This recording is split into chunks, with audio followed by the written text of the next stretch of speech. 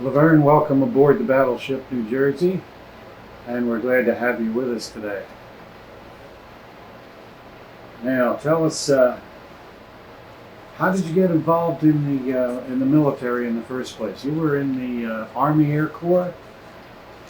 Well, my service spanned both the Air Corps and the ground forces, but I actually enlisted in the service, but in a rather unusual way. I was a junior in college when Pearl Harbor was attacked, and not my draft number being rather way down on the line, I decided I'd finish out my semester before I decided what I was going to do. But at the end of that semester, I found out that if I could stay out of the Army until the end of 1942, I could finish my degree and have it before I went into the service.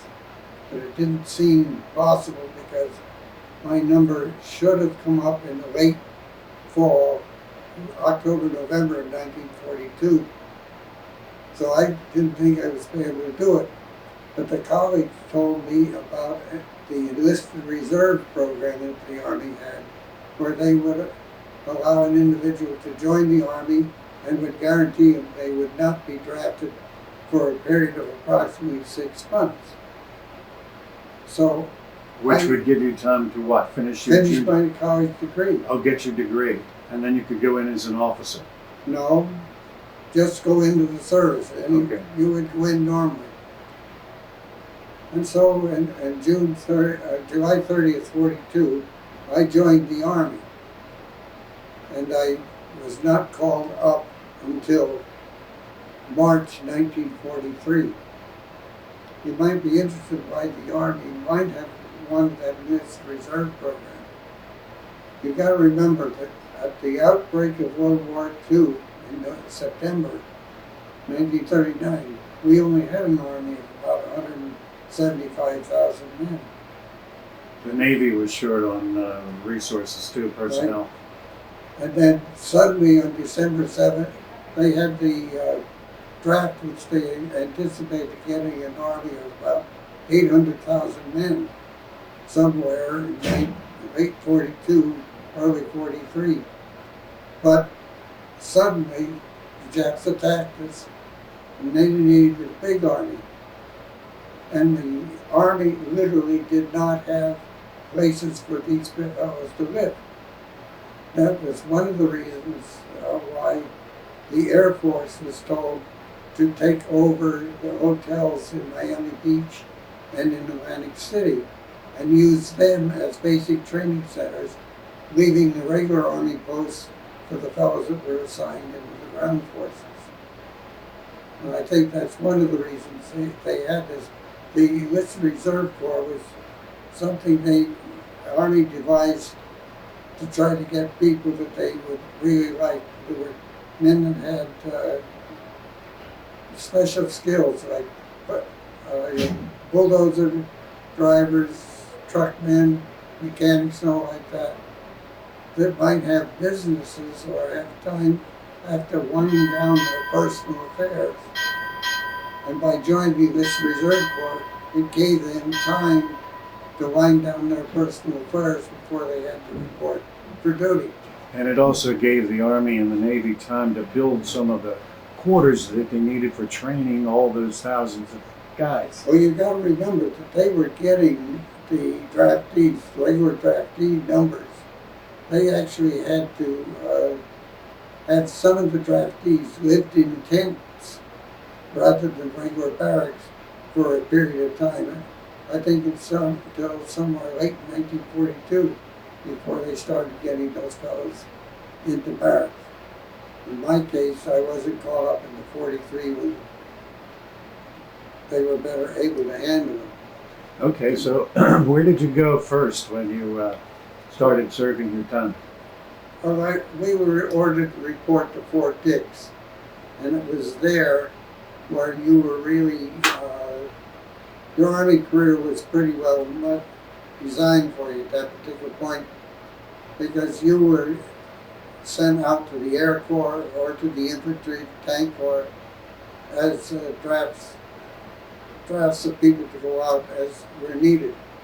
In my case, And how did they pick the guys for the Air Corps, for example? Was it just random? I really don't know. I know that there were some tests given when you first went in. One was an IQ test, and there was a mechanical aptitude test. And I apparently did fairly well on those. I think somebody told me that I was in the 90th percentile in the mechanical aptitude test. Vern, what was your training in college? What program or degree? I have a degree in history. History. Okay, good. Okay, please continue. So I was actually picked out to be sent down to Miami Beach as a part of the Air Corps. How I was chosen, I don't know. But you were asking for funny incidents. I should have known that my career was going to be like it was by the way that we were inducted. We were told to report on a Saturday with 1 day of clothing. But the Army at that time shut down at 12 noon on Saturday and didn't open up until the following Monday. So when I reported, we were given a bed. This was at Fort Dix? Yeah, just allowed to go and get food and all until they decided they'd do something about us. And it wasn't really until the following Tuesday. So you can imagine there was a certain relevance about our persons by the time they got around to doing that. And then the other thing. But you had a place to sleep and eat. We had a place to sleep and eat. But otherwise it was total confusion. We were in one of those old-fashioned barracks. Now those old-fashioned barracks at that time were left over from World War I. And they were heated with a coal-fired hot air furnace. And the funny instance that happened to me in this thing was that the weekend following the weekend I was brought in, on the Monday I was informed that I was going to be the fireman for the barracks on Monday night. That meant that on Tuesday I could sleep all day. But the way it worked out was What did the fireman do? Stoke the furnace? He stoked the furnace and kept it going. So when I came back on Tuesday morning, hoping to go in the sack and get a day's sleep, the barracks sergeant saw me at the door and said, "Where in the hell are you going, soldier?" And I said, "Going in to take my nap." And he said, "No, you're going down to assembly down here. We've got a roll call." And that roll call turned out to be the roll call in which I was to be shipped out on that day. So that meant that I couldn't get to sleep. So late in the afternoon, they took us down to the train. We climbed on board the train and looked around. It was all day cars. They were used for commuters. And we thought, well, it can't be a very long trip. But the trip turned out to be from Tuesday night to Thursday morning. To where? To Miami? To Miami Beach. Okay, and you were traveling in coaches with just seats? In day coaches. Day coaches. So no sleeping. The back seats came off. So the back seats were taken off. They were laid down and guys would be able to sleep, catch some sleep. But I woke up on Monday morning till 10 o'clock or later taps on Thursday night. I really didn't get very much sleep. It was kind of, as I say, I thought over the years, I should have known that my military career wasn't going to be like everybody else's. Okay, so what happens in Miami now? Well, it was really a basic training like every place else. The only thing is that the drilling and all like that was done on the golf courses in Miami, and when the sergeants wanted to be real nasty to us, they took us and drilled us in the sand traps. It would be just rear march, rear march, rear march, rear march, till they wanted to let us out and take it easy. The only things that I remember really seriously about that is I caught a case of the German measles in quarantine for a week. And the other thing was something that my guardian angel must have been starting to look over me at that time, because they gave us a test for the Army Specialized Training Program. Now, I don't know whether many people know about that, but the Army was pulling out what they considered to be special people and was actually sending them back to college to take special training that they thought was important to the Army. And I took that test one night down in Miami Beach, and I was told that I had passed the test, but it was certain in the next few days that I didn't qualify for the ASPP. And turned out I was very happy about it. You didn't qualify for what? Army Specialized Training Program. Okay.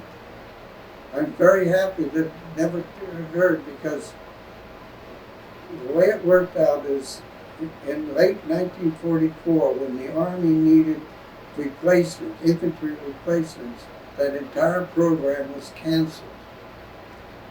And if you want to look it up in the records, you'll find that the 106th Division, which was the one that was really overrun in the Battle of the Bulge,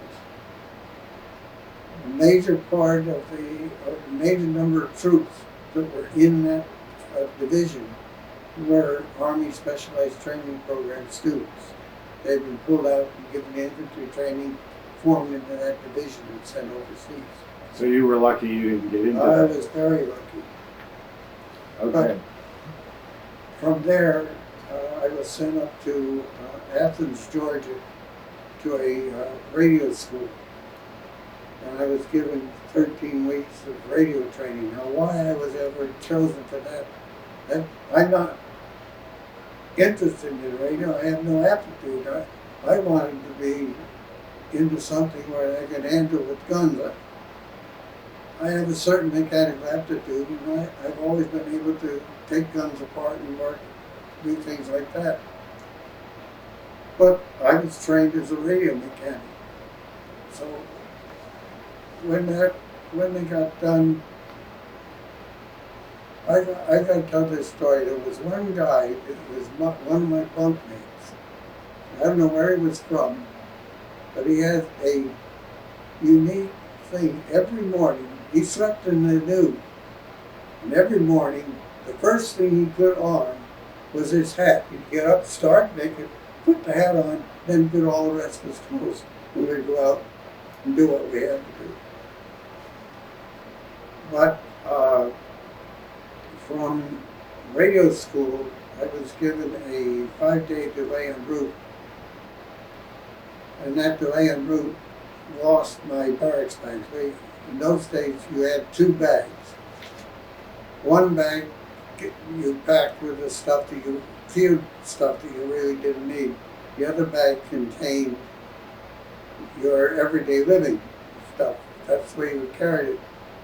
And in this 5-day delay en route, which was to go to Fresno, California, they lost my bags between Athens, Georgia, and Newark, New Jersey. Both the bags? Both bags were missing.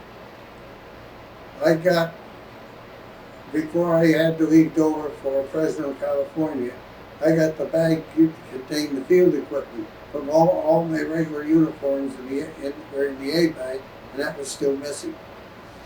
So I got on the train and traveled. That best way I ever traveled in the Army. I had an upper berth by myself all the way out to California. I ended up in Fresno. Now, Fresno was apparently a holding area, a casual camp. When I arrived there and they found out I only had the clothes on my back, they set me up in a tent and then made me a runner. So I had to report to the headquarters area every day and sit there and just run. If they had a message to go someplace, I'd carry the message and go back. But Fresno was a hot place, and this was in the middle of August. So what I used to have to do was every night I'd have to rinse up my shirt and I could hang it up over my bunk. It would be dry by morning, and I'd have a uniform that I could wear. And I did that out there it must have been for at least a month before my A-bag showed up in my clothes. Finally did show up. Finally did show up. And it showed up just in time for us to start to get ready to go overseas. And that's when we were issued the one bag system that the Army has now. So we could throw the A bag and the B bag away, but you had to learn to pack everything else in a single bag. Now, when I was out there in California, you got to remember that sometime while I was in radio school, Churchill, Roosevelt, and the chiefs of staff had met up in Canada, and they had decided that they were going to invade Normandy. And it was that kind of a thing that I think ended up in me being brought all the way back across the country and shipped out of Camp Gilbert in New York. To go to Europe. Yeah, and it wasn't... How long were you in California, Barry? About 6 weeks. Now, most people, when they went into the Army, they finished basic training. They were sent to a specific unit. It might be a squadron, or it could be a company, a battalion, a regiment. They became part of a unit. But whenever I moved, I seemed to move with a block of casualties. It was just a number of people who were pulled out of that replacement depot in California and sent back east to go overseas. And what did you call that? The casuals? They called these camps casuals. At that time, they were really replacement depots, or places where people that were in transit had no assignments. They weren't assigned to a unit. Yeah, you were just a casual. You were not assigned to a unit. Okay. So here we are. We're moving. It's a group of 500, 1,000 men. I don't know exactly how many, but I know it was a trainload. In this sense, you might want to use in your book sometime. We were along the railroad track waiting to get on board the train. And Fresno, you know, is one of the places where they grow things. Here was a whole field of watermelons. Some of the guys saw it, and one or two went out and snitched a watermelon. Well, the captain in charge of the train comes down. He was madder than a hornet. And he was reaming out everybody. Here comes the owner of the field across the field. And the captain goes out to apologize. And he gets about 10 feet away from the owner, and the owner reaches down and picks the watermelon and throws it into the captain's arms. So even the porter on the train had a watermelon. And there was a water area in the old Pullmans where they had a little ice. So the Pullman porter took his watermelon and put it in the top of that thing so he could get his watermelon iced. But we came across the country on the troop train. You might be interested. I don't know whether people remember or not. But the old trains had these areas where you could pull the top down, and you had a bunk down below. And I don't know why I was always lucky, but I always ended up with two guys that didn't like the upper. So I always took the upper by myself, and those two guys had to deal with the bottom. There were 3 fellows for each section. But we got into Camp Kilmer. They finished off our shots there.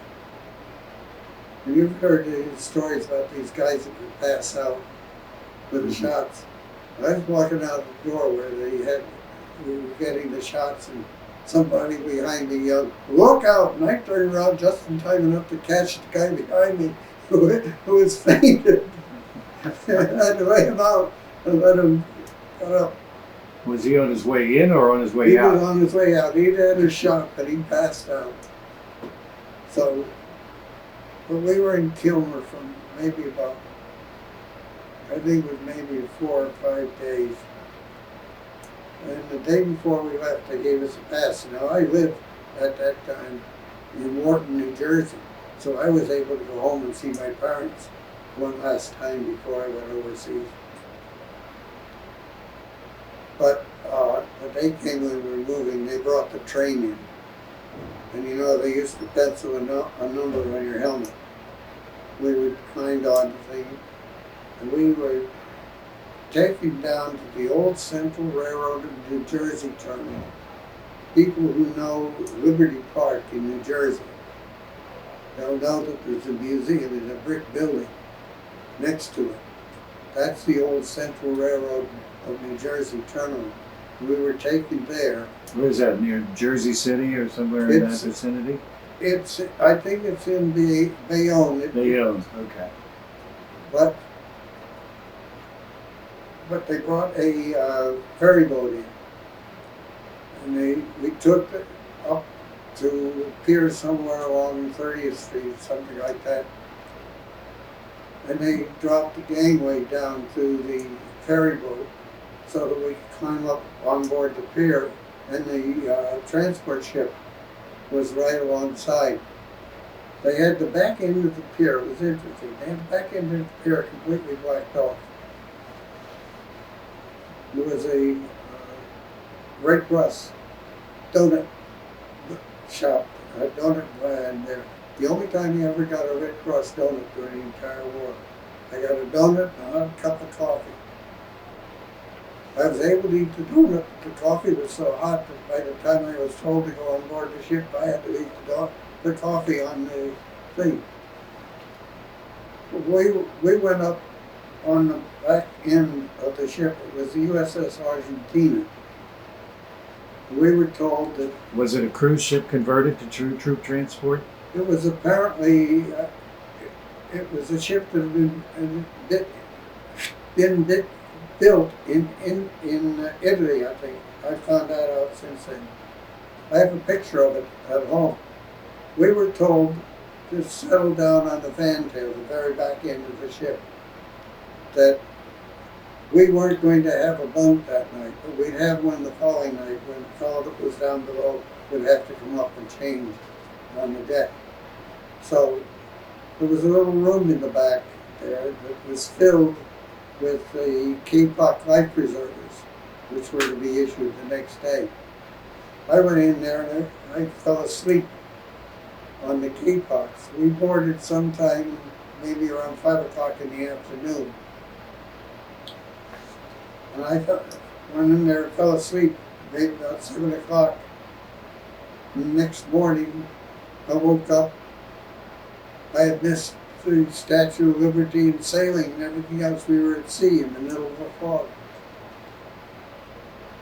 But then I decided I would go down and get something to eat. I always remembered that breakfast because it was 2 boiled eggs and they were blue in color. And a couple pieces of toast and a cup of coffee. That was our breakfast for the next day. Then I decided I was going to find out where my bunk was. Now, I don't know whether you've ever been in a men's locker room, but it's very humid and all, and smelly. Now you take and mix that with seasickness. And I walked into this compartment, and that's the smell that I got hit with. And I went around and I found where my bunk was supposed to be, and there was a guy flat in his face, with his face in his vomit on the thing. I beat a hasty retreat. I went up on the deck And there was another fellow there who had the same reaction as I did. And the two of us agreed that that's where we were going to stay for the rest of the trip. On the fantail? On the fantail of the ship. With sleeping on the Kapok? No, those were all issued. Okay. What we did was they took our puck tent hats, which were in our packs. We were all carrying a field pack with blankets and all that. So we took half of the puck tent, put it down on the deck. His or my blankets are on the bottom. My blankets are up, and the other half of the puck tent. We made an improvised sleeping bag, and the two of us slept in that for the whole trip. On the fantail? On the fantail of the ship. Exposed to the weather and everything? But fortunately, the sea was very calm all the way across. It took us 10 days. We left on October 7th, and we arrived in England on the 17th. So it was really, really comfortable for us, and we weren't involved in that sickness down below. The only time we ran into it is when they had to go to the head. Did you get seasick? No. Did a lot of guys? Yes. Okay. But we stayed up there. I think maybe the fact that I stayed up there on the deck was one of the reasons I didn't get seasick, because if I had been down below in that smell, I would have been sick. But the voyage was very calm, actually. Was always under an overcast. We might see the sun peek through slits in the clouds. And our convoy, we were told at one time that it was the largest convoy up to that point in time. What month of the year was this? October. October, okay. We crossed October 7th to October 17th. It was a convoy of 24 ships. On the southern flank of it, there were 12 transports. I've got a list of the ships and of the number of men that they carried. Was it escorted by warships as well? By the USS Arkansas, a battleship. Okay. We had the 12 liners on the south side of it, and it looked like 12 cargo ships on the north, but it was a fast convoy. These ships had to do at least 15 knots to go. That's pretty good clip for a convoy. We had I think we had the Ancon, and we had the three.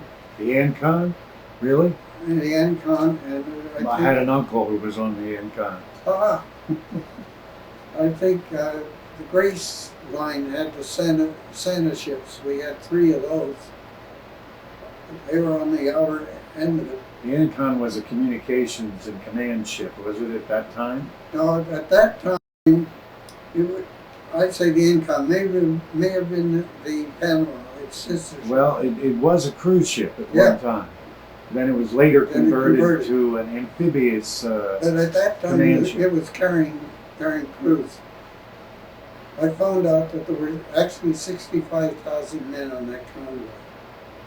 And every ship, even the commercial ships, would carry, some of them did carry, I think one of them carried 178 men. But every ship was carrying troops at that point in time. And we were being shipped over as a buildup to D-Day. Now, this was October 43. Right? October 43. Now, we were going over to support the 8th Air Force. You got to remember, the 8th Air Force went over there around 42. But were you assigned to the Army Air Corps at this point in time? I was part of the Army Air Corps, but I was not assigned to anything. I was just moving. But you were part of the Army Air Corps? Yeah. Now, if you go back and you go to histories, you'll find that the 8th Air Force started over there in early 42.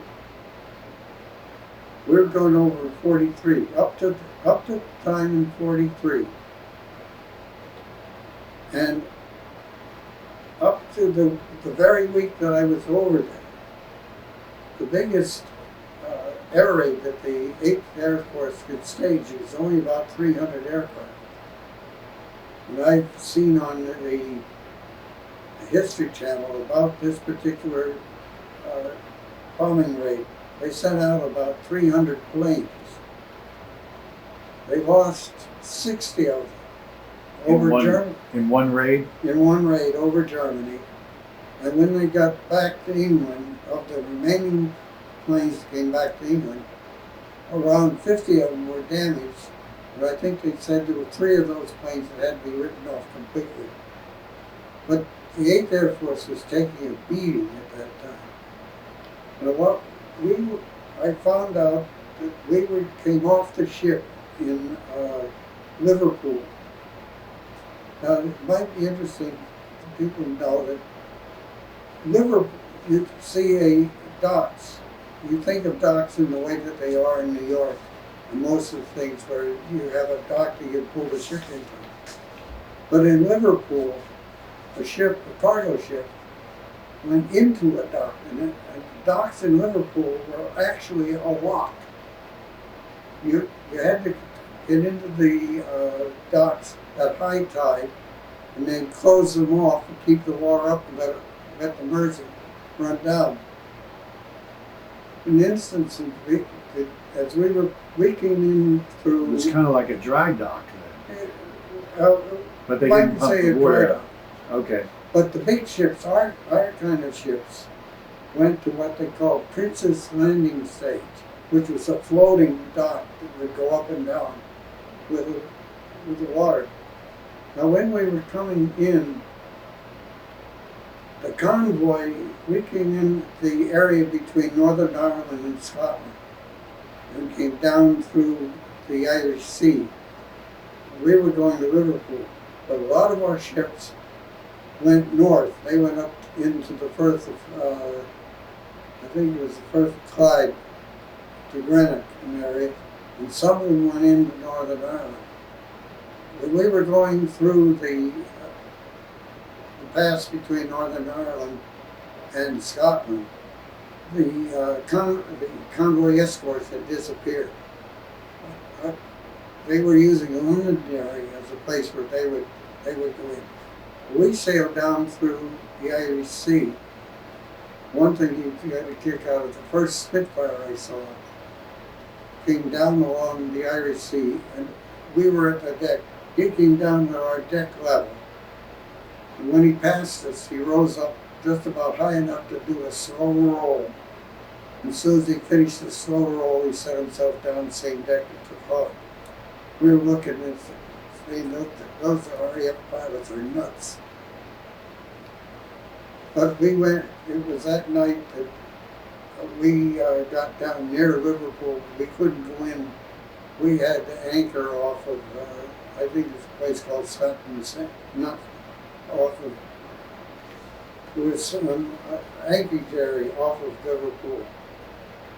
And it was the next morning when we went up into Liverpool and tied up at Princess Landing Stage. And we were there somewhere around mid-morning, I think. And we were probably the last on board, so we were probably the first taken off. And then we were taken and marched through the streets of Liverpool. Now relieve the watch. On deck, section 3. Relieve the watch. We were taken through a little railroad station, not the kind of railroad station we would think of today. It was actually a little hole in the wall.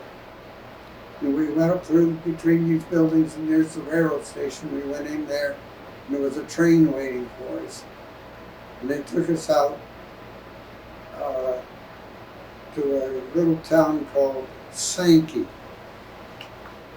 And there we were met by 6x6s enough to carry us and taken into Trucks? yeah, 6x6 trucks. We were taken in to an area that I later came to know as Base Air Depot Number 1. It was at Burtonwood, England. And there were two parts of this airfield. Base what? Base Air Depot number 1. Yeah, Bad 1 is what they call it, right? BAD. Mm-hmm. AAF 590. Now, you got to remember that here's the 8th Air Force Air and the 9th Air Force is coming in. They needed a structure behind it, like the British had. Remember, the British Air Force, they built the planes in England, they trained the pilots and crew in England, and they operated out of England. Our boys, their aircraft were manufactured probably in western part of the United States. They were trained out there, and there was this big gap between the airfields and their supply depot. So they had to create a supplies base, a base from where airplanes could be brought over from the States and stored. The base air, they created the Air Service Command, and it had 3 base air depots. There was 1 at Burtonwood, 2 was at a place called Wharton Bank near Preston, England, and the 3rd was Langford Lodge, which was an airfield just north of Loch Ness in Northern Ireland. And these were like Wright Pattersons. Planes would be brought over from the States, big boys would be flown in. The fighters were brought in by ship, and I know that they were hauled through the streets of Liverpool from the docks to a place, an airfield called Speke, which was upriver from Liverpool. And there they had all of the anti-corrosion materials been put on them to protect them while they were seized, coming across the ocean. The big boys you referred to earlier were the bombers? The bombers, the 4-engine planes, Mm-hmm. and the 2-engine planes like the B-26, B-25s were over there. They were flown over, but the fighters were brought over by ship. And they were pulled through the streets of Liverpool to this Speke where they were fixed so they could fly. And then they were flown out to these particular air bases. And one of them being Burtonwood. Burtonwood. Now the air bases were separated. Burtonwood's, you got to describe what they were doing. First, there was the airfield at Burtonwood. And then there was an area that they called Burtonwood Repair Depot, and they were about a mile apart. The airfield was where the planes came in. There were 6 big hangars there. Each of the hangars were capable of holding at most 10 bombers at a given time.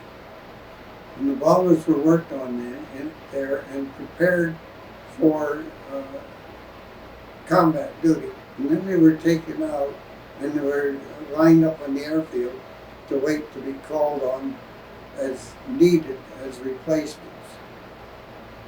But there was this other section which was called Burtonwood Repair Depot. And that, best way to describe it was 2 huge buildings. The best I can describe it is like the veteran steel plant that's up in and crew members are asked to help maintain Pennsylvania, Battleship New Jersey's those kind of heating buildings. and air conditioning boundaries by closing all doors behind them when entering and exiting the ship, and closing any exterior doors found open when traveling about the ship. Okay. Please go ahead. Burtonwood was a big thing. There were 2 huge buildings. They were about 150 feet wide by a quarter of a mile long, and they the sidewalls stood at least 30 feet. They called it Burtonwood Repair Depot.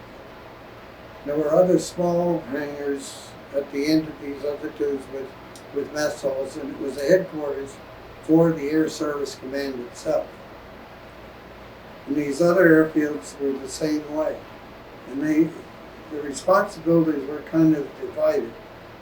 The B-17s and the P-47s, or the radio engine aircraft, primarily came through Burton. But the radio engines, like the P-51 fighters and all like that, went through Wharton Bank, and the P-38s I know were over Langford Lodge, because Langford Lodge was the first one of these who was set up under contract with Lockheed Corporation, and we're doing the same kind of work with these places. Now, Burton would, as I say, receive the aircraft, but there was a rule at that time which said that the engines on the aircraft had to be taken off after 100 hours use, and they had to be taken back and given a 100-hour check, which meant that they had to be torn apart and rebuilt. That couldn't be done up in the fields. So they created these bases. The radio engines would be taken off the bombers and the P-47s, and we created and sent back to Burtonwood. There was one building in Burtonwood which was devoted to nothing more than rebuilding those engines. When I've seen one place where it says that Burtonwood did 4,000 of those rebuilds in the month of August in 1944. Wow. Now there were two other sections of that base there that were, one was a signal hangar. And all the aircraft that came into the European theater, in fact, all aircraft throughout the world, had a radio in it called the SCR 522. It was a big radio and it had 4 channels in it. It was used as a command setup and the communications back to base. Every one of those. What was it, like a VHF? I don't know whether VHF was in at that time, but there were 4 channels in there, and they had to be replaced because something about the interior wiring had to be altered for combat in Europe. And this signals hangar was created to do that modification. And I've heard that they did between maybe July 43, when this was really begun to be set up, and the end of the war, they did 90,000 of those modifications. And this was your job to do this? No. My job never touched any of that stuff. I'm trying to tell you what Burtonwood was doing. Now there was another part of that in the hangar where the signal hangar was. They called it the metal shop. And they stored metal in there, and that shop could fabricate practically any part of a plane that was needed as a repair. There was major repairs to be done in there. Okay. What was your job at Burton? And now, we'll be getting into that. I arrived at Burtonwood from there. We were put into a big hangar. The tail end of the hangar where the signal was. It was filled with bunks. They were building this operation up to support the 8th Air Force and the 9th and the 15th Air Forces as they were going to be. See, remember, the 8th Air Force went from perhaps 300 planes in a flight to 1,200 by the end of 1943 and 44. So they needed this support. So I went in there, and I was there, I don't think more than a day or so, and all of a sudden I was pulled out in a group, again, casual kind of thing, put on a train, and I was sent down into the Salisbury Plain in England, a little place called Tilsit. We walked in and came in, here's a whole empty camp. We were told to move in one of the bunks, one of the bunk things, so we settled. You'll be interested in this. We didn't have the American cots, double-decker cots, we did British cots. And they consisted literally of a tray. It was about 30 inches wide, a little over 6 feet long. That was, two of these were tied together with 2 or 3 uprights, nailed together. Inside of the tray was these British mattresses, and they were actually little, I would call them pillows or pads, about 2 inches thick, filled with straw, and 3 of them made your mattress. And your pillow was a cylindrical thing about 18 inches, about 8 inches in diameter, filled with straw. So we were told to make up a bunch on that. Next morning we were called out and we started getting assignments. And they came down, they wanted a mail order made. So finally I said, well, my grandfather and aunt worked in the post office, so I thought I was going to be the mail order maker. I reported down, and there was an officer who found out I had been a college graduate, and he assumed that I could type. And he said, you're going to be my clerk. What we were coming into, and what it emerged is that literally the week after we arrived, the first part of the buildup of the 8th Air Force began to arrive. And what they needed were camps where they could be sent and held until they decided where the various squadrons were going to go, what the airfoil they were going to operate from. So for a period. Now, the captain soon learned that I couldn't type, but he was real nice to me. He said, if I let you go back, you'll be on permanent KP. So he report to me every morning, and if I haven't anything to do, you got a pass, disappear. So for the first 2 weeks that I was in England, I was a tourist in the Salisbury area. I went down and saw the Salisbury Cathedral, little town of Devizes, some of the others. But then one day I came in and the first sergeant said, Keats, you got to stay in. So the next day we moved out and we went to a place called Lydia Tregoose. It had been in the state of the Bolingbroke family, and they had gone broke. And the town of Swindon in England had taken over, and it was an old estate, but they had filled the estate with buildings. And it turned out to be another casualty camp, but this time for troops coming in for the 9th Air Force. There I met three sergeants myself. We became telephone operators.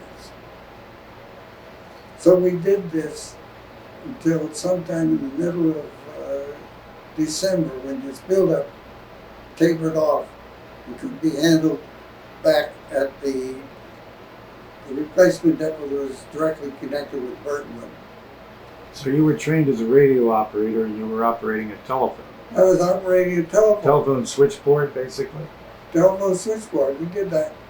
So then we went back, ordered back to Burtonwood. We got into the casual area there.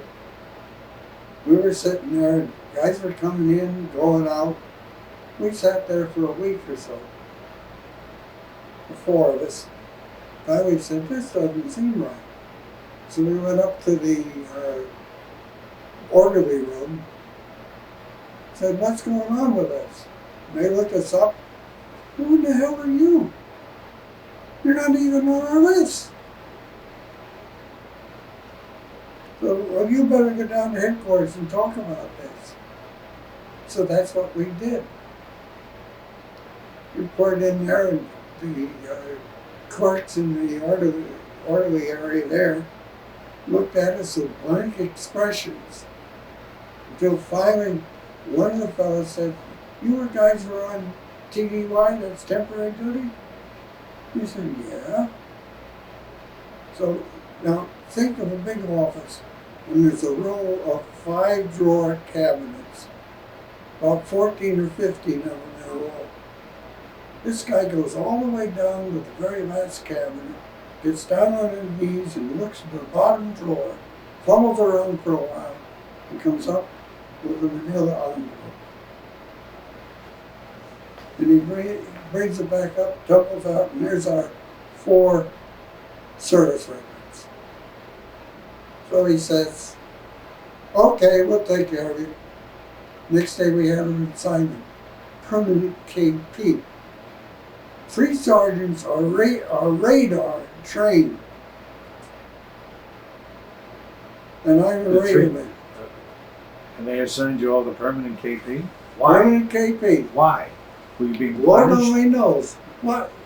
How can the Army, the Army.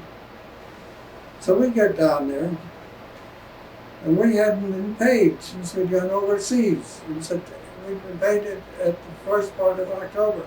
Here it is, January, and we have no money. So we wandered up to headquarters to the paymaster, go in, here's this, I'll never forget this. It was a room that had what looked like a communion rail in front of it. Behind it was a guy typing. Here sits this captain up there.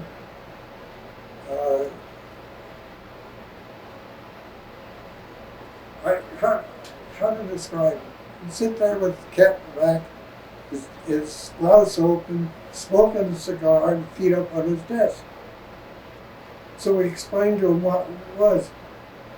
He profoundly proclaims, we are not filling out any vouchers for any enlisted men in this office today. And I'm looking at his typist, and I see him typing out a voucher for a sergeant been on the same TDY as we were. So I knew that guy was a damn poltroon. The worst officer I ever ran across. But then he condescended and he said, I will allow the Red Cross to loan you a pound. A pound. A pound. Which is worth what? About $4. $4 then. So that's what we had to do. So we went back, we did our KP until payday. And then the thing compounded. The first sergeant comes in and he says to me, Keats, you got to be redlined. He said, why? I've been paid since September. Are you a tech sergeant? I said, no. He says, well, that's what you got you down for on the payroll. So I finished my duty that day. I went up to the headquarters again. And there was a clerk there, and I said, I'd like to see my service record. That's a normal. Common ordinary soldier can't see it. I said, I don't want to look at it and say, I want to see it in your hands. So he says, what's your rank? T5. So he goes over, he pawns all the way through the T5s for about 3 or 4 minutes. I said, look under the tech sergeants. Wouldn't be there. I said, you can't find it? Look under the tech sergeants. He went up. So then I told him, I said, I haven't been paid in 5 months. I want my money this afternoon. I can get a pass at 4:30. I want my money. I want to go to town. I said, if I don't have it, I think I have a complaint that can be taken to the Inspector General. I got my money at 4:30. But then it was a problem getting off KP. It was just fortunate for me that one day on a fantail, a couple of officers came down, and I got talking with them. And one of them had been, Lieutenant Brick was his name, had been a classmate of my cousin's husband, who happened to be in the Army at that time. He was a meteorologist. I found out that Lieutenant Brick was in the signal corps. So I went down, I asked to see him. He comes out and says, what do you want? I said, are you interested where there are 3 radar technicians and a radio mechanic? He said, wait a minute. He goes in, he checks, and goes back out. He says, where are they? I said, they're doing KP on the missile up here at the end of the area. Give me their names. Next day I was off KP. And the other 3 guys too? Yeah. I went over, I was shipped out, all my bullets to an area. Those 3 sergeants, I saw them in front of the signal hangar headquarters the day later when I reported. They disappeared. I never saw those fellas from that day on. They were in the hangar, but I couldn't touch. Because now, wait a little more to that hangar. I told you about the area in the center. It was just like a factory. The radios would come in on the end of one of these long tables that they had set up, and they just moved down there. The first guys took out what had to come out, and then the other guys replaced it and was checked, and they just come in and go out. But there were 3 other areas in that. One area is Vern, I'm sorry, we're about to run out of tape, and I'm gonna have to change tapes. So, but finish what you're saying, and we should be. There were three areas. There was one called the radar room, which was under guard 24/7 by armed MPs, completely closed off. We never saw what was in there. There was another little area which was called quality check, and then there was the area that I got assigned to. That what the best thing to do is to say it was a place to make things. We had fellows, master machinists in there. We had two big industrial lathes, shapers, and other tools to be used to make things. Big drill press, the biggest bandsaw I ever saw in my life. Had radial saws, had a shaper. What were they making? Anything and everything that the Signal Corps needed. I'll go on and tell you about some of the things that I was involved in. We had a metal brake, metal shears, and things that could turn metal into spheres, you know. We had all kinds of tools in there to make things. Now, one of the things I know that they made before I got there, I've seen pictures. There was a program called Carpet Bagger. Carpet bag? Carpet Bagger. And it was the program that dropped the OSS people into Europe. And it Drop them by air? dropped them by air. They operated out of B-24s, special B-24s. Now, it operated with equipment that could pinpoint where they were. It was like the German Nickelline system and the British used it. They had 2 radio stations that sent out beams, and where those beams intersect was where you would drop your bombs, or in this instance, where you would drop the people. Now that equipment had to be installed in those B-24s. And this little shop that I was at made the racks and all the metal pieces which were needed to connect the radio sets which were to be used. And I've got a picture of them shows a lot of the racks and one particular assembly. But Vern, we're going to have to stop here. I want to make sure that I don't get too close to the end of the tape. So we're going to pause here while we change tapes.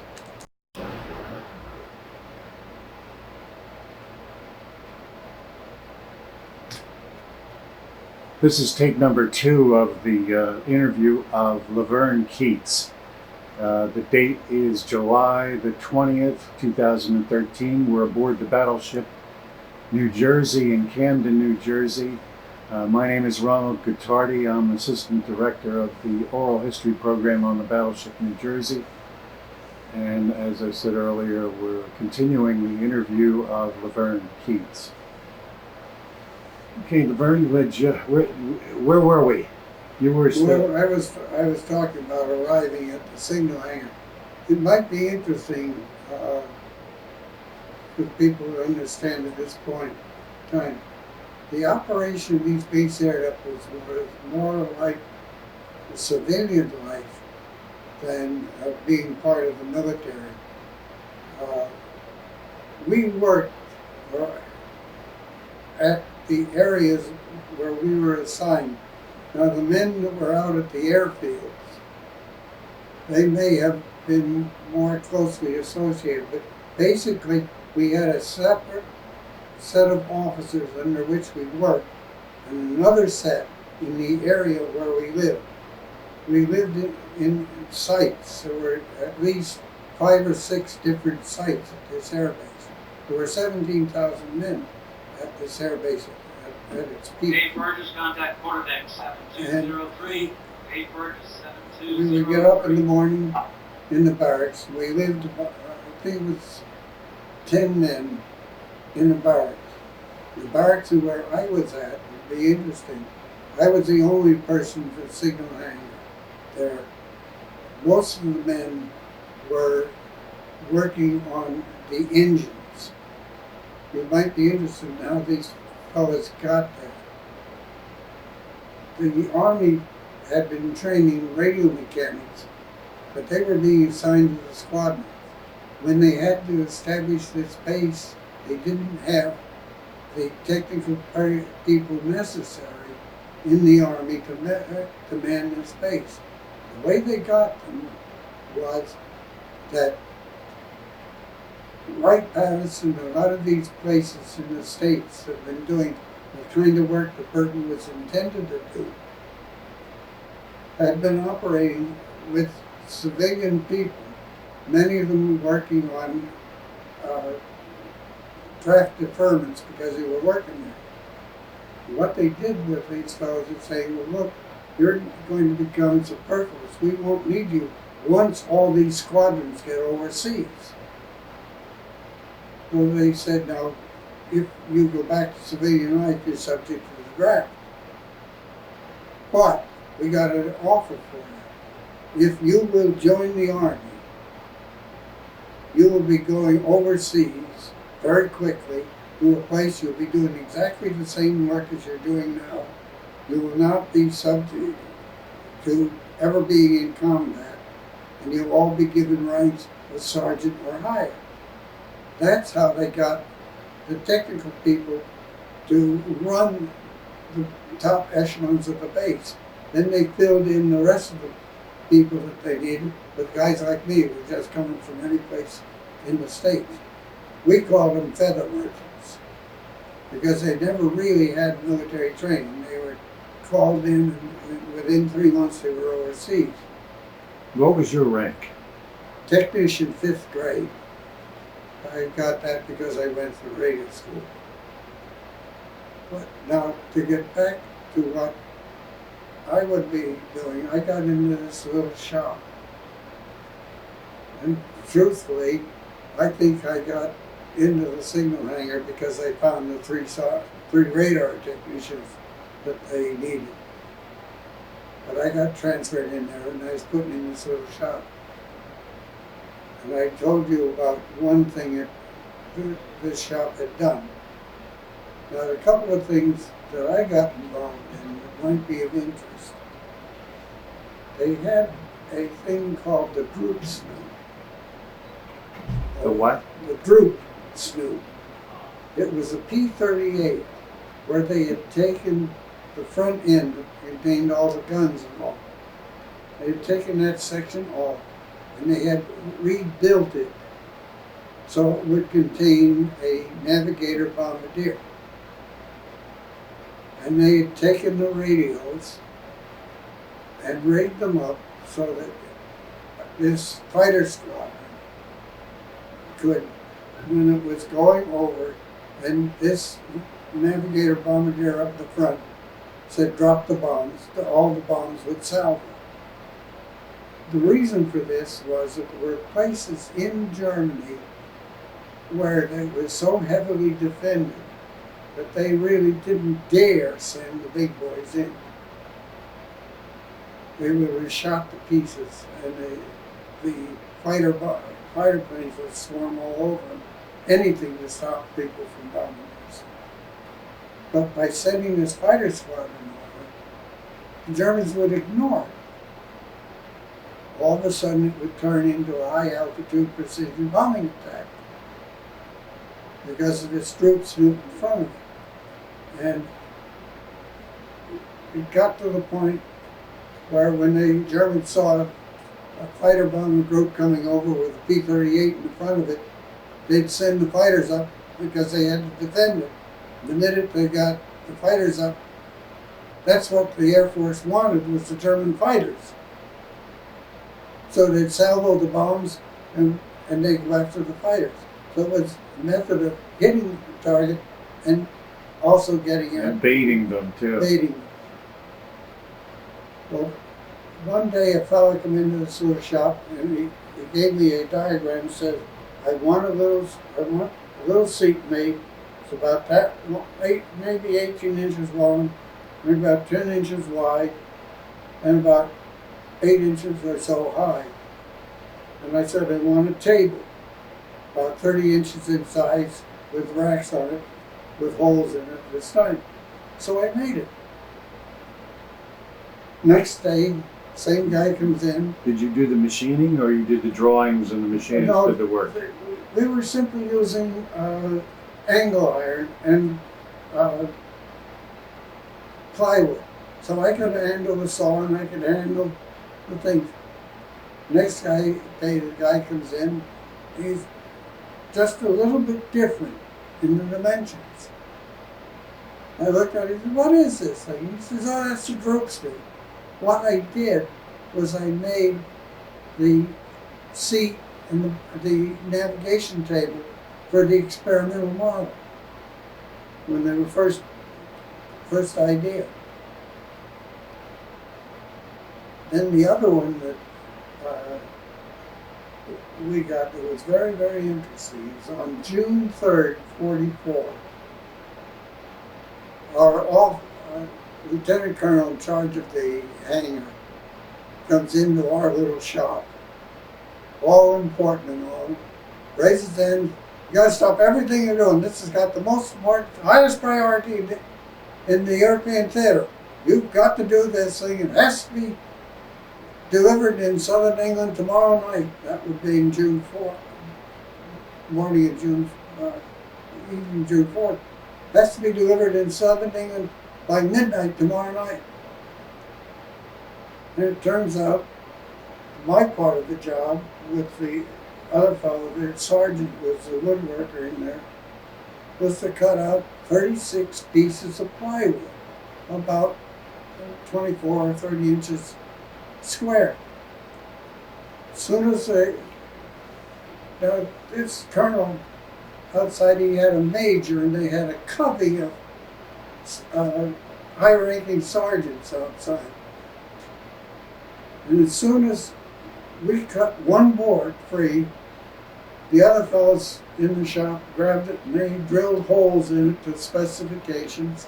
And as they were done with the holes, one of these sergeants would grab it and run across to the radar room on the other side of the place. And from what I understand, when they got done with what they were doing, which was putting little metal boxes, they were about maybe 8 inches square and about 3 inches deep. They were clamping them on and wiring them together in some way. And that was all done in the radar room. And one by one again, one of these sergeants would take that setup outside, and there was a Jeep waiting for him to drive it out to the airfield. And we were told that as that was installed in the aircraft would take off. What was it for? Do you have any idea? I'm reading up to that. And we understood that everything was left the air base by 1830 on June 4th. We never ever were told what it was, but I read a book called A Bodyguard of Life. And I've seen the History Channel talk about this. That there were 36 aircraft flying up and down the east coast of Britain in particular patterns, sending out some kind of a radio emissions to confuse the Germans. Now, was that what we did? It seems that that might be the case. Were there any radio parts or? I never saw the radio parts. They might have been installed in the radar room. They were all done in the radar room. All we had was, in our area, was It looked like a box. cut out the flat board, drill holes in it. Okay. So that was the one that's always been puzzled. But there was another one that you might be interested. I read the newspaper about the death of the man that was the one who concocted this idea. The anti-aircraft guns had I guess you would call it a semi-trailer. A van that was maybe about 25, 30 feet long. And in there they had a radar set and had a disc antenna which could be screwed up through the roof of this trailer. And it was used to plot the altitude and all for the anti-aircraft guns, particularly during the V-1 attacks that were going on in England. But when the British Army overran those sites in France, all that stuff became superfluous. So this guy got an idea where they could convert those things into territory air traffic control units. And when I saw it, inside the van, they had built a table which was a half of an octagon. It had a translucent top, so the light underneath it could show up. And from the center of the table, which was against the wall, projected a metal rod, which was like a U, but with a little level in the bottom. They had a bug, four-wheel bug, that could run up and down in there. It was controlled by the radar set. They could put a map on the table, and with that radar set, they could track where a squadron of aircraft was over a given area, according to the map. And they could literally give that squadron a compass bearing and then on which to dive, an altitude of release, and a compass bearing to get out. And they could literally bring fighter bombers down through Tintin's cloud to hit a target. Now, I didn't have anything to do with this, but those master machinists in our shop redid the gearing. Radar wasn't all electronic back in those days. There was gears involved in it and everything else. They made gears to re-gear that radar set inside that trailer so that they could increase the range from maybe 33,000 feet or maybe 40,000 feet to maybe 100,000 to 150,000 feet so they could control an area. And they would have... Was that area big enough to encompass parts of mainland Europe, like France or Germany? I would suspect because just before I left there was a little letter from Patton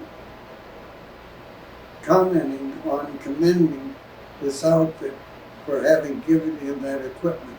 So I think, I'm not sure, but I think that equipment was used sometime, began to be used sometime during the phases, possibly the latter phases of the Battle of the Bulge.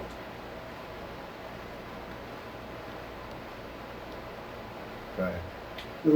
There was one thing that I made over there is was instrumental in the little shop making somewhere around 50 little Jeep toys which were given out to the kids in Britain. I sent one of those things home, and back in 2005, when the base group had a reunion in Philadelphia, I gave that Jeep to the British head of the organization, and they have a museum to that over there. I told the story about how this Jeep was made, and that Jeep is on display in the museum over in England. In Burtonwood? In the Burtonwood Museum in England. They said that they've been offered £1,000 for that story and the Jeep. He said it's one of the most, we'll get on because I was at Burtonwood from February to February. Now you remember that during the fall and winter of 1944-45, there was a replacement crisis in England and the European theater. And Eisenhower was ordered to solve that problem himself. And he put out the order to all these places behind the Rhine. Anybody that was not needed had to be sent into the infantry.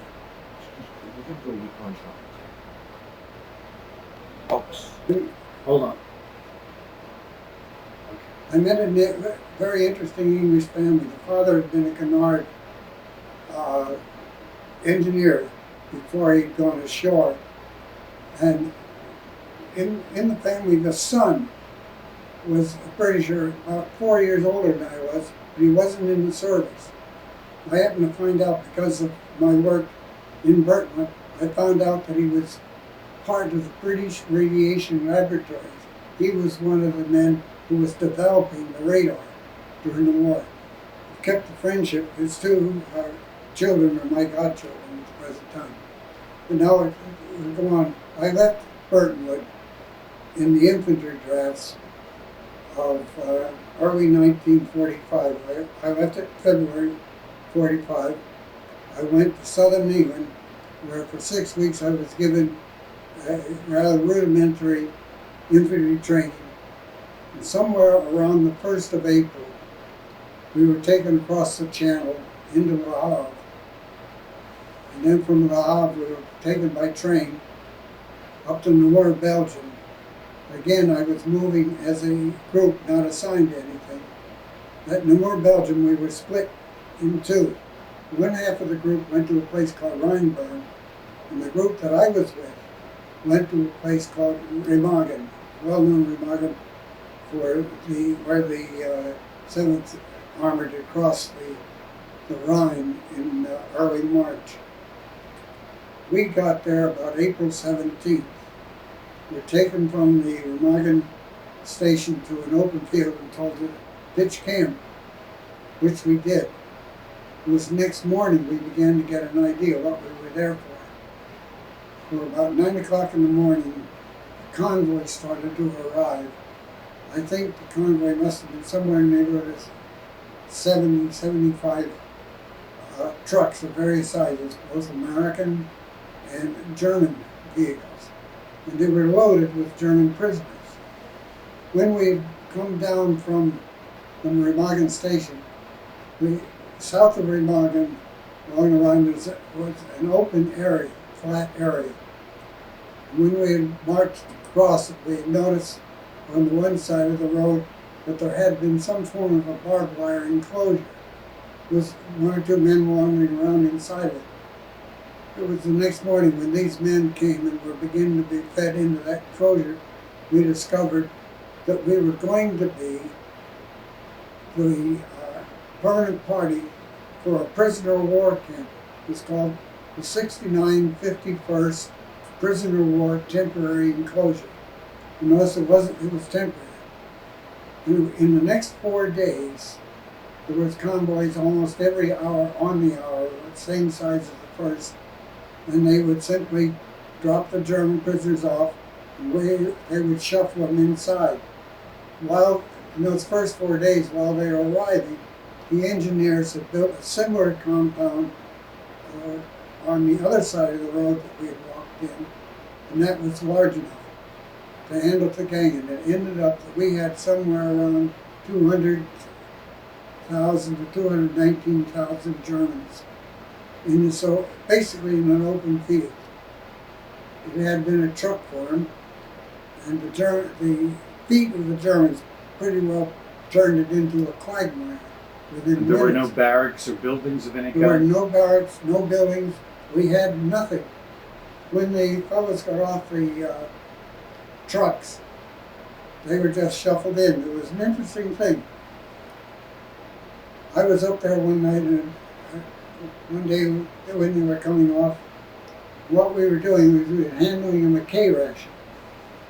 By Geneva Convention, you have to give them about 1,000 calories a day. The K ration was worth somewhere 1,000, 1,500, so that was a sufficient ration. When they came off, the Germans would look at me and they would say, "Nichts essen für 3 Tage. Ich habe nichts essen für 3 Tage." Always those words. It was, I haven't eaten for 3 days. It was never 4 days, never 5 days, or anything less than that. It was always 3. I never understood what that was. But we pushed them inside. One of the things that scared me, the compound must have been at least a quarter of a mile square. And it was cut in half by this road. And one night, I caught the duty of walking guard duty on that middle road. And it was just the day before we'd had somewhere around 12,000 German prisoners come into that camp that we didn't have room for in the regular compounds. And they were laid out along this road. And we had to, another fellow and I had to walk guard duty.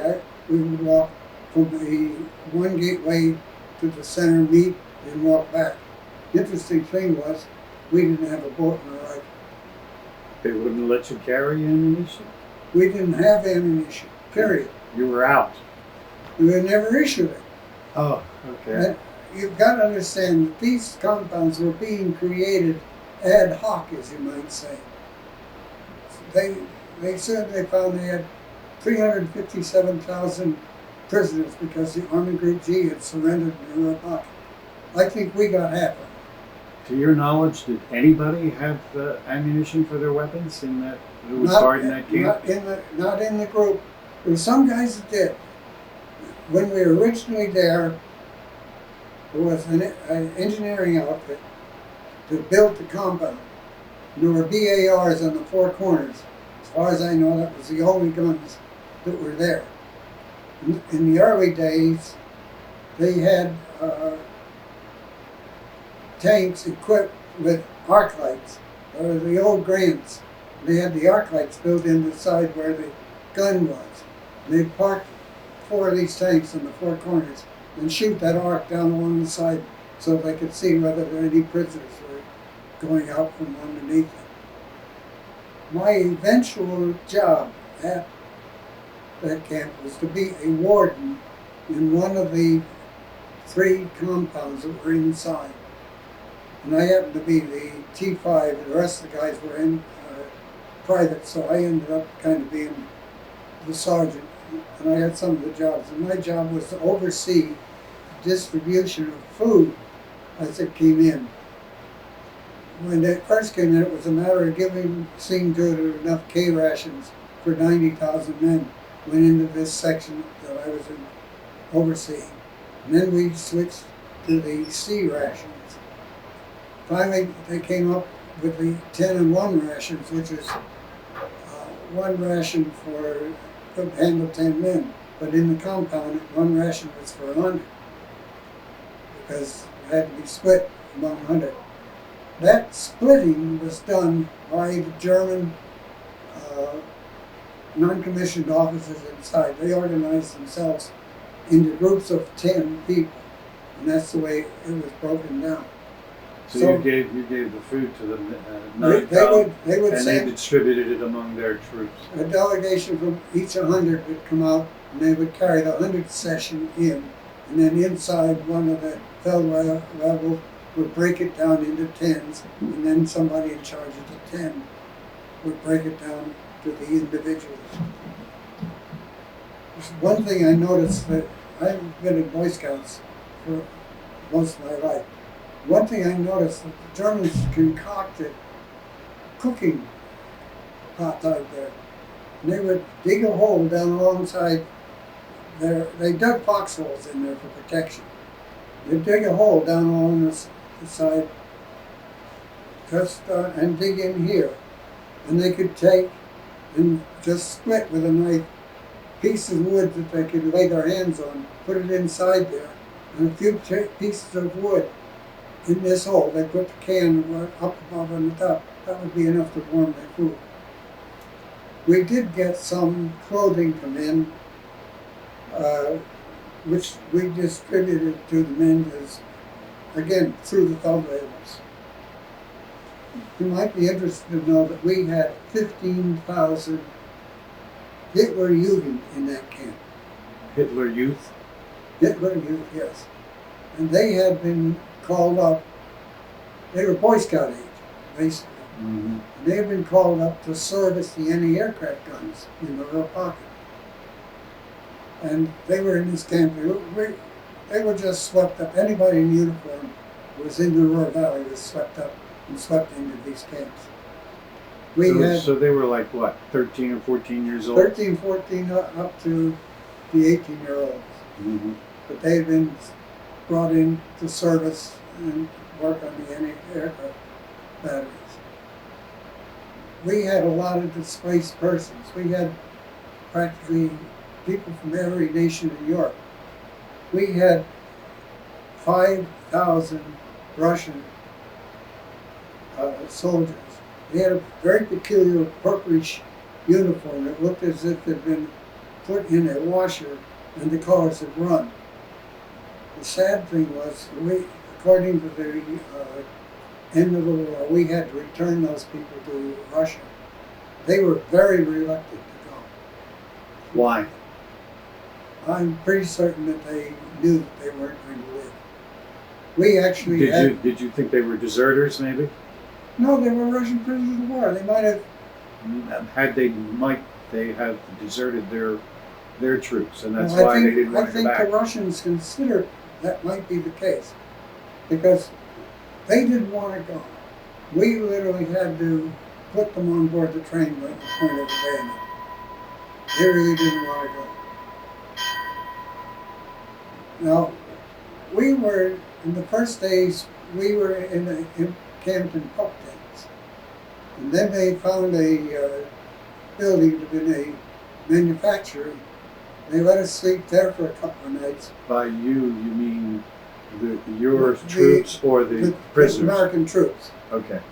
The American troops were out in these buildings. They found cots for us, folding cots. We were in there for a day or two. We were displaced because they needed it for a hospital. For the first week or so, we really didn't have any hospital care, medical care. But they found 2 field hospitals. They finally found their equipment set it at a railroad siding someplace near Bonn. And they brought it down for us. And with 2 camps, we had one fellow had typhus. And that gave them a little scare, so they decided to get rid of typhus. And that meant we had to get rid of the bugs in their uniforms. For the Germans to do that, they had a system of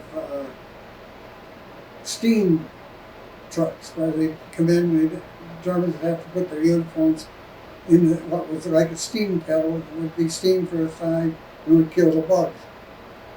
So we were starting to do it. They set up some tents. The They were like platoon tents. When the German would walk in the front tent, there would be a medical man inside there. He'd be told to take off his hat. He got a squirt of DDT into his helmet. They squirted DDT down the front, on the back of his shirt. He had to pull open his pants and do the same thing. Put up his sleeves like this, and they squared up his sleeves. When we were moving the troops in to do that, there was a German spoke English, and we were using a translator. He said, "What are you trying to do?" And I said, "We're going to get rid of your fleas."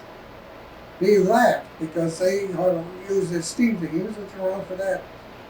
About 3 or 4 days later, he comes up to me and says, "You know that worked?" The DDT. We knew it worked because that's what they had used in Naples after the invasion to do the very same thing.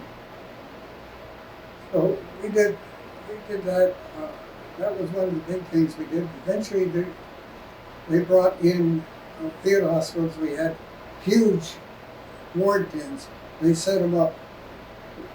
He brought in straw and laid it down on the ground, and that was the beds for German Jews. We had absolutely no cover. We started there somewhere. The Germans must have started arriving around the 18th of April. And the last of them went out somewhere around the same time in June, around 19th of June. And they all stayed there under no cover for that Under period no of time. cover, under rain, shine, or anything else.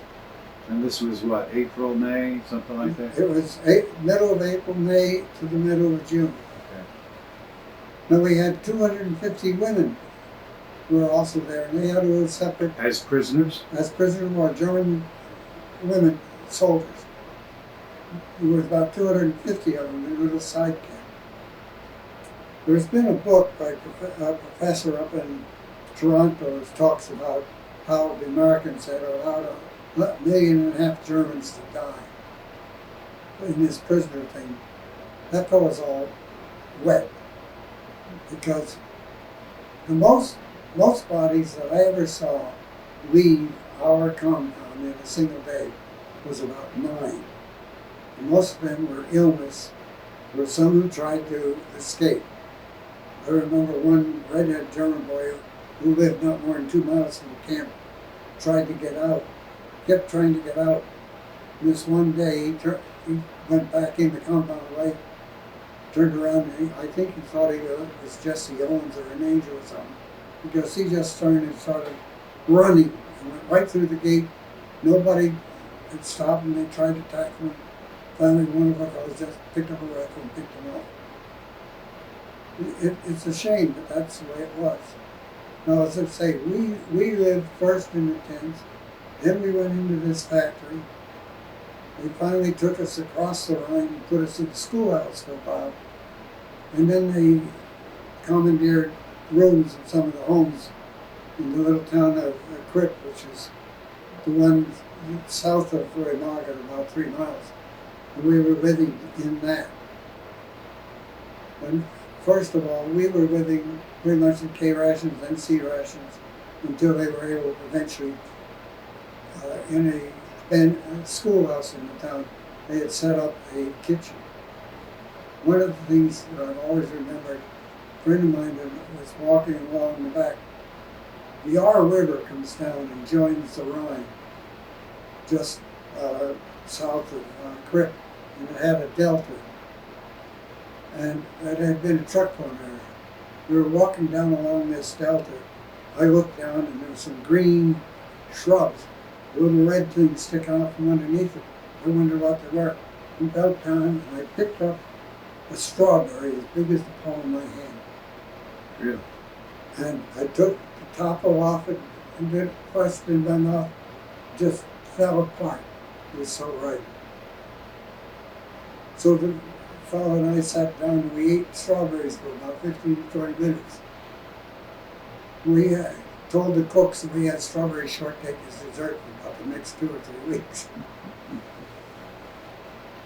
But the camp went on pretty much that way. Food would come in daily. We would eventually they got so that they got to the German warehouses themselves. And we were getting in a complete barrel of sauerkraut.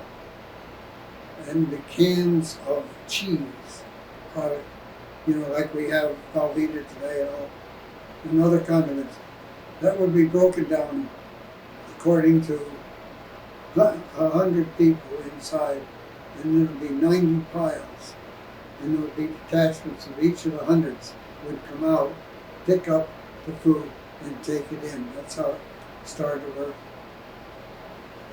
We really got the thing settled down.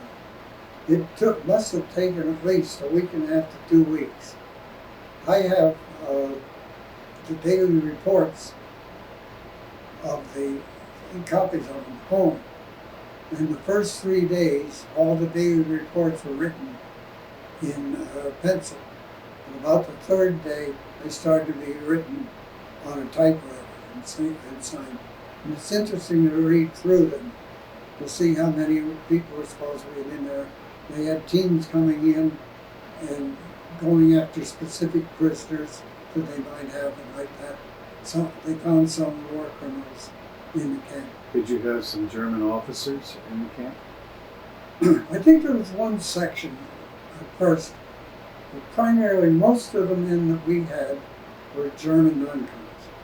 The officers were pretty much segregated a lot before they ever got there.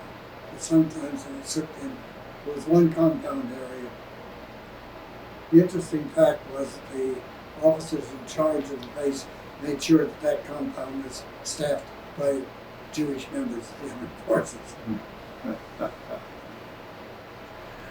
So, any more questions you're interested on that kind? No. But you can imagine this acreage. As I say, it had to be a quarter of a mile square. 200,000 men in there with their feet. How much mud? The latrines, they had brought a trencher. One of these big, where does it go through? They brought along, and they gone along the outline of the camp, all the way around the camp. That was the latrine for that. There was a book or a picture published in the Life magazine in the middle of July 44. There was a picture of this camp taken from the air. You can see long lines stretching through it. They were lines to the water points. There was one water point in each compound, basically. To get what? Fresh water? Fresh water. They eventually found a little railway, had a single cylinder puck-butt engine, which could be used. We laid that inside the compound to move things back and forth for a while too. The one thing I remember about it was we had AirCorps were interested, but one was a Lancaster Bomber. He came down to take a look at it. Now the top wire was about 10 to 11 feet off the ground. What was 10 or 11 feet off The the ground? top wire of the enclosure, the barbed wire on the enclosure. Okay. This Lancaster came down, looking over the campsite, gunned his engines. When he gunned his engines, the rear end of the plane sinks again. We heard a scrape, sping.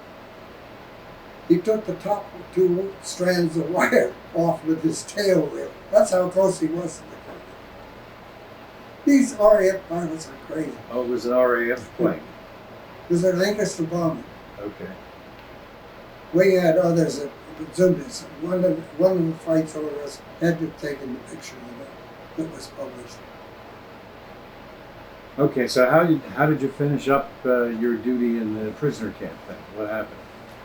Well, on it was a temporary enclosure from the beginning. So it was on June 30th when they took us out. And they took us in a convoy up to Marburg, Germany, and into a replacement depot up there. That's where The prisoners that you had been guarding, Oh, the prisoners- or did they release them? we were running convoys every day. I rode on one that went to Rheinberg, which is the other base. Rheinberg was more permanent and became one of the release points. And it was a release point somewhere down near Koblenz. and convoys would be taken out of the camp. I took a ride. One convoy I remember there was about 36 of us in trucks. There's a road which runs near into Bonn at that time. It was a 4-lane road. I can remember riding in a Jeep up in front with the lieutenant, and I turned around. Here's the convoy, 4 trucks wide, 50 miles an hour, coming down that road like a phalanx. I said, Lieutenant, and he turns around, he puts his hand up. We soon stopped the convoy. The lieutenant says, 1 lane, careful from now on. It was something to watch that convoy. But we distributed it to these other points, and it got down so around June 19th or so, there were no prisoners there. Okay. And the engineers were moving in to break it down. They took us, I think it was June 20th, they took us, as I said, to Bomber, Germany, replacement depot. And there they brought one of the shower trucks in for us and let us get our first batch since we left England. Wow. We had at Remagen found, Remagen is actually a resort area in Germany, I didn't know that. But there was one abandoned hotel that had a swimming pool. And it had been defiled by defecation, all like that. But we got German prisoners, some of the guys cleaned it up. Somehow or another we got a coronation unit from an engineering outfit. We filled the pool up and we had a swimming pool for a while. There, but we went up to Marburg and we sat there. Oh, it had to be until July. And I remember it was the day after the July 4th. I was in the tent with about 24 other guys. Guy comes in, he yells my name, says, "You're on shipping orders." He says, "You have to go down to the ball field that had been set up at the camp." We went down there, and an officer stands up in front of a group of maybe 100 or so of us. He said, "Gentlemen, you are now under security again. All your letters are going to be read. You are alerted for shipment to the CBI, as we call it." That's what we call the Western Pacific over in Europe. And that's where I learned that I was going out to the Pacific. CBI, they called it? China, Burma, India. Okay, CBI. But that's different from the Western Pacific. But we didn't know the difference in Europe. So with this group of fellows, we were then taken on, it was a 5-day train trip. We had, the trip across northern France was on the boxcars, the original 14-8s. But on this thing, we had a German third-class coach. Now that was the thing inside, the seats were all wood. They were flat boards with flat board tops. They put 33 of us in there with an officer. And that was, we rode on that thing for 5 days. We went from Marburg, central Germany, we went up around the Saar, down Friedveld, down the Rhone Valley, up into a embarkation area. I think they called it Calais area, somewhere near Marseille. And it was there that we were processed to be sent out to the Pacific. In fact, I got a complete new uniform there. That's where I finally picked up the Eisenhower jacket that I still have at home. We were taken down to Marseille, I think it was the 21st of July. I know this because it was 3 days before my birthday. We were put on board a huge Navy transporter, a two stacker, with about 20,000. The Admiral R.E. Kuntz was called. And again, many times I've been on board ship. I was among the last on board. And we had a little compartment up, not too far, well, not really not below deck. It's just off the main deck. And that afternoon we sailed, and we went by way of Gibraltar, Panama. In Panama they had a special dock, pull the ships into. We thought it was wonderful. You get off and you go around the partition, you find a counter. It had candy, Coke, beer, fruit, cigarettes, all you could buy. We had been in rations over in Europe. But the sad story was when you walked out along the little compartment or out on the peninsula it was, as I say, a peninsula, and across the base of that peninsula they had built a barbed wire fence that made the compound up in Germany look like a playpen. It had double wire run up and down everything else for the troops that were in transit during. To what? To keep them from Keep us keep you contained. going away. So then we passed through the Panama Canal. When now what month was this roughly? This was around it had to be around the 1st of August because when we were out in the Pacific a day, when they told us that the Americans had dropped a bomb equal to 20,000 tons of TNT. A lot of us were former AirCorps men. We said there isn't an airplane in the world that can carry it. It was the next day when we found out that it was an atomic bomb.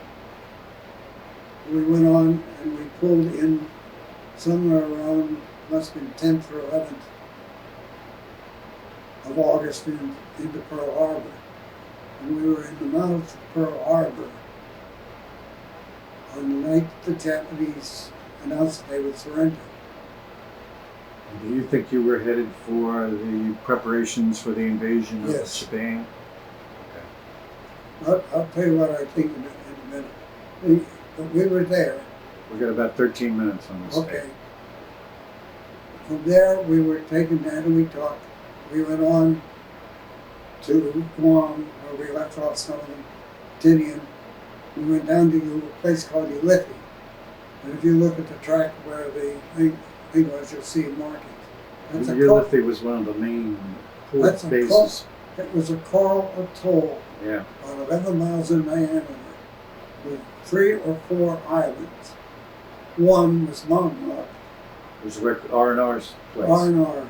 It had, New Jersey spent a lot of time in that. I think in that it had harbor. one softball field, a couple of volleyball nets, 3 refrigerators, units. With beer. 2 with beer, 1 with Coke. That was your recreation.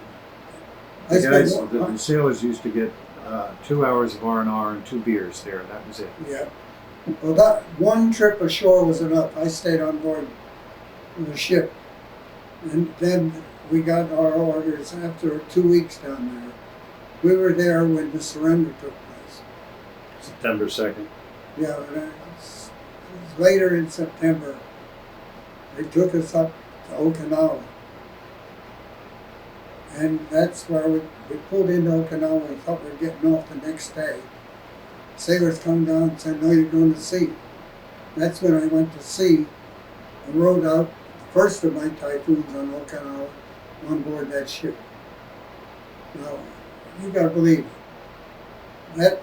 That ship rolled and tossed and all night long. What size ship was it? It was about 20,000 tons. What was it? A cruiser? No, it was a transport. Oh, a An transport? Admiral class transport. They had these transports they used as barrack ships in many cases. Two other guys and I What played. was it? A Navy transport? Or was it a It's merchant Coast marine? Guard. Coast Guard? It's Coast Guard man. 2 other fellows and I played pinochle most of the time. But it's got a scare of my life one night. The apartment right next to the bulkhead where I was sleeping was where the quartermasters had their quarters. One side of it was filled with shelving in which the officers on board the ship had their luggage stored. Then there were these berths for the quartermaster, and they had these big aluminum lockers for their clothing. Well, in the middle of the night, that locker broke loose, and all the wrappings that were keeping the officer baggage tore loose in one big fell swoop. It woke us up with a start. We thought the ship was breaking up. But it went on.